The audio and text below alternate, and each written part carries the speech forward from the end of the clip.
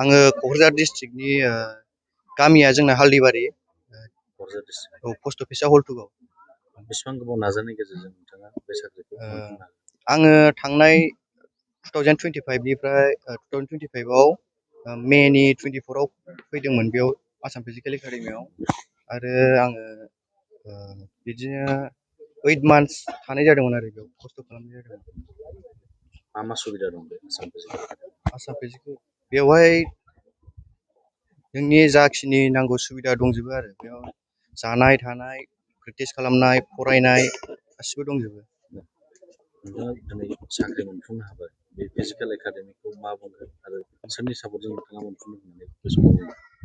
आङो आसाम फिजिकेल एकाडेमिखौ जोबोद जोंनि लाल सार आरो राभा सार बे सानै सारनि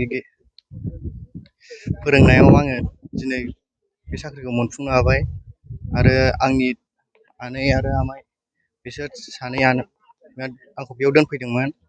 दा बेयाव आङो थाफैनानै आंनि खस्थ'नि गेजेरजों बे साख्रिखौ मोनफुंनो हादों। गोबां लाइमोनफोर दंबावो आरोबाव साख्रिनि थाखाय नांथाबगासिनो बे लाइमोनखौ मा खावलायगोन नोंथाङा? माबायदि नाजानांगौ? दा नाजानाया